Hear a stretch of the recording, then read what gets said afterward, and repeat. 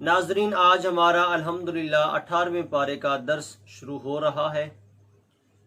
آج کے درس میں جو چیزیں ہم سیکھیں گے، اللہ تعالیٰ نے سورۃ المؤمنین میں جنت الفردوس کا وارث کن لوگوں کو کہا ہے، کیا آپ اور ہم ان لوگوں میں شامل ہیں یا نہیں، انشاءاللہ یہ پڑھیں گے ہم۔ سورۃ المؤمنون کے آخر میں جا کر اللہ تعالیٰ نے ہماری بعثت کے بارے میں بات کی کہ میں نے انسان کو بنایا کیوں ہے۔ اس سے آگے سورۃ النور آئے گی۔ سورۃ النور میں حضرت عائشہ رضی اللہ تعالی عنہ کی برات کے بارے میں گفتگو ہوگی۔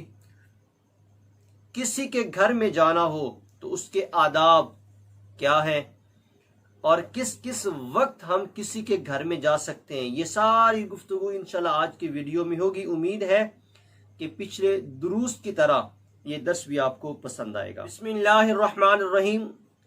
اللہ تعالیٰ سورۃ المؤمنون کے ابتدائی جو آیات ہیں یہ بڑی اہم ہیں، اور ان آیات کو سمجھنا بطور مومن ہر بندے کے لیے بہت ضروری ہے۔ آئیے اللہ تعالیٰ کیا ارشاد فرماتا ہے ذرا سنیں۔ فرمایا قد افلح المؤمنون، تحقیق مومنین جو ہیں وہ کامیاب ہو گئے۔ دیکھیں، آج ہر بندہ کامیابی چاہتا ہے، وہ کہتا ہے کہ میں کامیاب ہو جاؤں۔ لوگ کہیں کہ یار یہ بندہ کتنا کامیاب ہے۔ اگر ہم قرآن سے پوچھیں کہ اے قرآن تو بتا کہ کامیاب کون ہے، تو قرآن کہتا ہے کہ قد افلح المؤمنون، کہ مومن کامیاب ہے۔ اب کامیابی کا ایک درجہ اللہ نے بتا دیا، وہ مومن ہے۔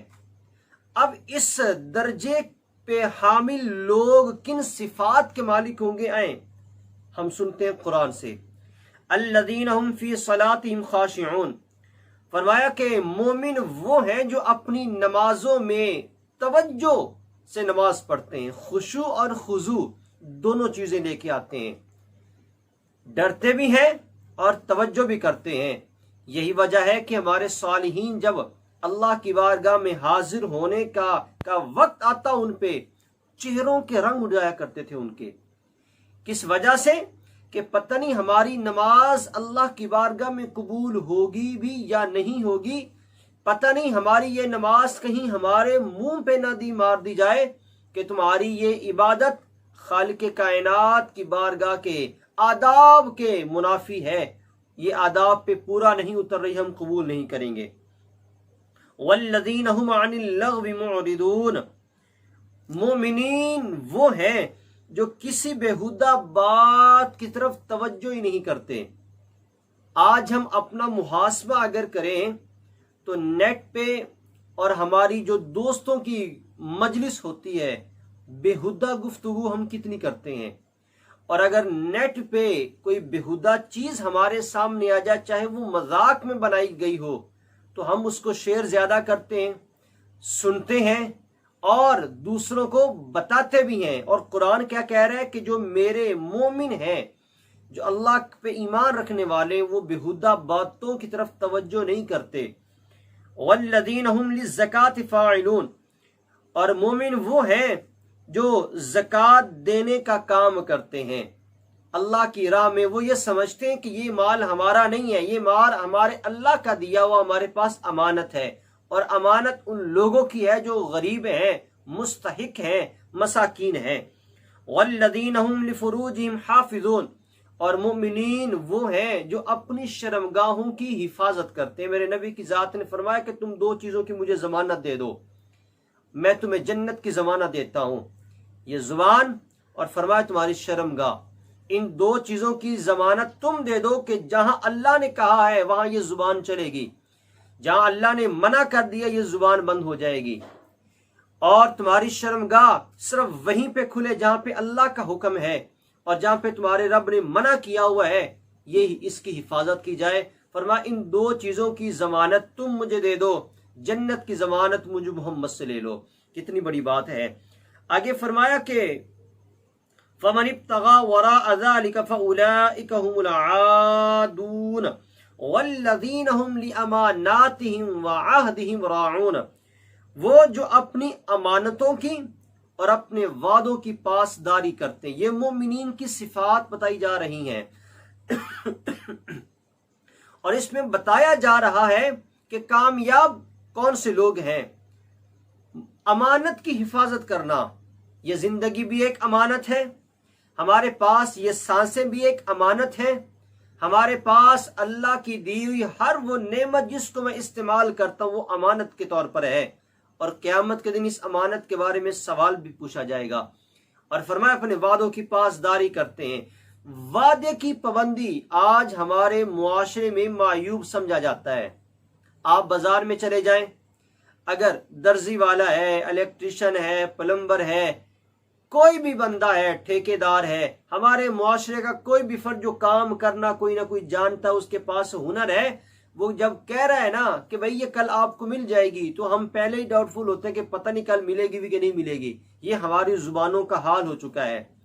ہم اپنے وعدوں کی پاسداری اتنی کرتے ہیں کہ آج لوگ ہم سے قرض اگر لے کے جائیں ایک دن کے وعدے پہ، تو وہ ایک دن ان کا 1 سال کے بعد بھی نہیں آتا، اور بالآخر لڑائی جھگڑے کے ساتھ وہ واپس لینا پڑتا ہے۔ یہ ہماری زبان کی صداقت کا حال ہے۔ اور آگے فرمایا کہ والذین هم علی صلواتہم یحافظون، اپنی نمازوں کی وہ حفاظت بھی کرتے ہیں۔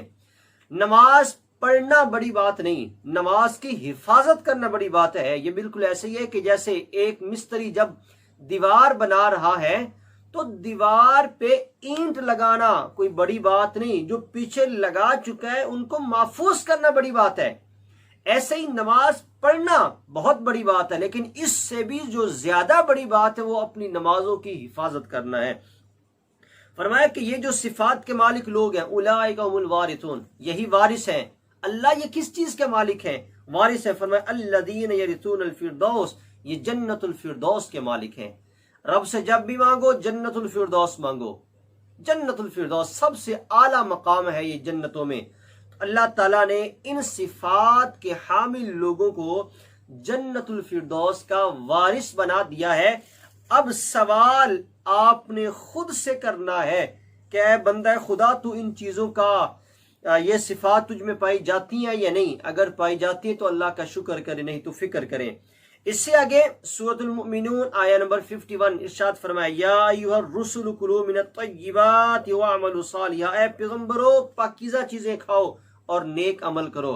یار جب پیغمبروں سے کہا جا رہا ہے کہ نیکی کرو، نیک عمل کرو، تو پھر بتائیں میں اور آپ بغیر اعمال صالحہ کے کیسے حضور کی شفاعت کا یقین، حضور کی شفاعت کو اپنے لیے لازم سمجھ سکتے ہیں؟ یقین ہم کو ہے، لیکن کم از کم ہمیں اپنے اعمال بھی تو ویسے کرنے چاہیے نا۔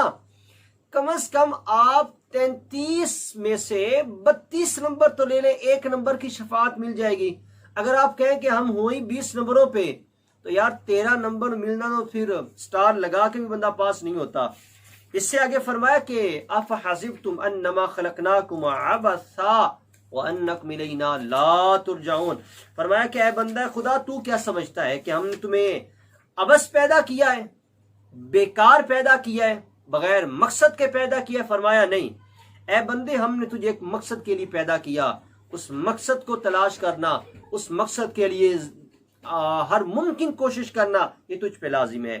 اس سے آگے سورۃ النور آج کی ہماری دوسری سورت تھی، اس میں اللہ تعالیٰ نے ایک مکمل رکوع حضرت عائشہ رضی اللہ تعالی عنہا کی ذات، ان کی برات پہ نازل کیا۔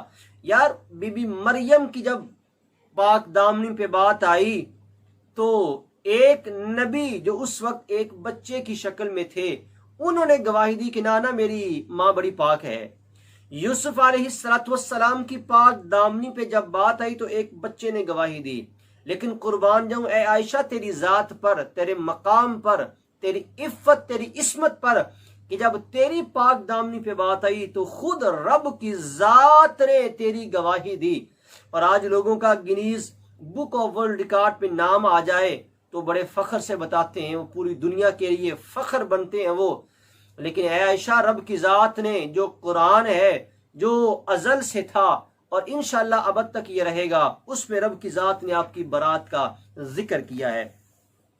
اس سے آگے اللہ تعالیٰ ایک بہت پیاری آیہ مبارکہ ارشاد فرماتا ہے فرمایا وَلَا يَأْتَلِ أُولِي الْفَضْلِ مِنْكُمْ وَالسَّعَةِ أَنْ يُؤْتُوا أُولِي الْقُرْبَى وَالْمَسَاكِينَ وَالْمُهَاجِرِينَ فِي سَبِيلِ اللَّهِ وَلْيَعْفُوا وَلْيَصْفَحُوا۔ فرمایا کہ وہ لوگ قسم نہ کھائیں جو تم میں فضیلت والے، گنجائش والے، قرابت والوں اور مسکینوں اور اللہ کی راہ میں ہجرت کرنے والوں کو دینے کی۔ یہ اصل میں جو آیا مبارکہ ہے یہ ابوبکر صدیق رضی اللہ تعالیٰ عنہ کے بارے میں نازل ہوئی ہے۔ ان کے گھر میں ان کا ایک رشتہ دار تھا، حضرت عائشہ پر تہمت لگانے والوں میں وہ بھی شامل ہو گیا، نادان تھا اور منافقین کی باتوں میں آ گیا۔ تو حضرت ابوبکر صدیق کو بڑا دکھ ہوا کہ یہ رہتا بھی میرے گھر میں ہے اور میں اس کے ساتھ اتنا حسن سلوک کرتا ہوں، لیکن اس نے میری بیٹی پہ اتنا بڑا الزام لگا دیا۔ تو انہوں نے ارادہ کر لیا کہ اب میں جو اس کے ساتھ فضل کرتا تھا، حسن سلوک کرتا تھا، میں اس پہ پیچھے ہٹ جاؤں گا۔ تو اللہ کی ذات کو یہ بات پسند نہیں آئی۔ فرمایا کہ جو تم میں فضل والے ہیں، وسعت والے ہیں، ان کو یہ نہیں چاہیے کہ وہ اپنے رشتہ دار، مساکین اور مہاجرین کے بارے میں یہ سوچیں کہ ہم ان کے ساتھ قطع تعلقی کر لیں گے۔ وَلْيَعْفُوا وَلْيَصْفَحُوا، انہیں چاہیے کہ وہ معاف کریں، درگزر کریں۔ أَلَا تُحِبُّونَ أَن يَغْفِرَ اللَّهُ لَكُمْ، کیا تم اسے دوست نہیں رکھتے کہ اللہ تمہاری بخشش کر دے؟ سبحان اللہ۔ یعنی کس انداز میں رب تعالیٰ صلہ رحمی کا انداز ہمیں سمجھا رہا ہے اور بتا رہا ہے کہ تم نے اپنے رشتہ داروں کے ساتھ کیسے حسن سلوک کرنا ہے، تم نے اپنے غریب اور نادار بہن بھائیوں کے ساتھ کیسے حسن سلوک کرنا ہے، ان کی غلطیوں کے باوجود بھی تم نے ان کے ساتھ کیسے چلنا ہے۔ یہ کتنے پیارے اور احسن انداز میں رب تعالیٰ قرآن پاک میں ارشاد فرما رہا ہے۔ اس سے آگے اللہ تعالیٰ ارشاد فرماتا ہے، فرمایا وَقُلْ لِلْمُؤْمِنِينَ يَغُضُّوا مِنْ أَبْصَارِهِمْ وَيَحْفَظُوا فُرُوجَهُمْ، اے نبی کریم تم فرما دو مومنین کو کہ جب وہ بازاروں میں جائیں اپنی آنکھوں کو نیچا کر کے جائیں۔ آج کچھ عورتیں یہ نعرہ لگاتی ہیں نا کہ اگر پردہ ہے تو اپنی آنکھوں پہ کرو، دوپٹہ ہم کیوں لیں، تم کیوں نہیں لیتے، اپنی آنکھوں پہ کرو جو بھی کرنا ہے۔ میں کہتا ہوں کہ تمہارے ذہن میں یہ خناس کسی نے بھر دیا، لیکن قرآن نے تو آج سے 1450 سال پہلے ہی مردوں کو یہ حکم دے دیا تھا، قُلْ لِلْمُؤْمِنِينَ يَغُضُّوا مِنْ أَبْصَارِهِمْ، اے نبی کریم ان مردوں سے کہہ دو کہ جب وہ بازار میں نکلے تو اپنی آنکھوں کو نیچا کر کے نکلیں۔ اب اس پہ اگر کوئی عمل نہیں کرتا تو اس میں اسلام کا قصور تو نہیں ہے، اس میں قرآن کا قصور تو نہیں، اس میں حدیث کا قصور تو نہیں ہے، اس میں قصور مسلمان کا ہے۔ جتنا قصور مرد کا ہے اتنا ہی قصور عورت کا بھی ہے، چونکہ عورت کو بھی قرآن نے کہا ہے وَقُلْ لِلْمُؤْمِنَاتِ يَغْضُضْنَ مِنْ أَبْصَارِهِنَّ، جب وہ بھی نکلے نا ان مومنین عورتوں مومنات سے کہہ دیں کہ یہ بھی اپنی آنکھوں کو نیچا کر کے نکلا کریں، آنکھوں کو جھکا کے نکلا کریں۔ وَيَحْفَظْنَ فُرُوجَهُنَّ وَلَا يُبْدِينَ زِينَتَهُنَّ إِلَّا مَا ظَهَرَ مِنْهَا، اور ایویں ہر کسی کے سامنے اپنی زیب و زینت کو ظاہر نہ کرتی پھرا کرے۔ یہ اللہ کی ذات نے ان کو بھی حکم دیا ہے۔ تو جتنا گنہگار مرد ہے اتنا ہی گنہگار عورت بھی ہے، جتنی اللہ کی حدود کی پامالی مرد کرتا ہے اتنی عورت بھی کرتی ہے۔ ہاں، عورت اگر اپنے آپ کو پابند بنا لے تو رب تعالیٰ بھی اس کی بھی حفاظت کرتا ہے، پھر فرشتے بھی اس کی حفاظت میں اس کی مدد کرتے ہیں، بشرطے کہ وہ اپنے آپ کو کور تو کرے۔ امید ہے آپ کو آج کی گفتگو اچھی لگی ہوگی۔ پلیز اس چینل کو سبسکرائب کرانے میں ہماری مدد کریں تاکہ یہ نیکی کا پیغام، قرآن کا پیغام گھر گھر تک جا سکے۔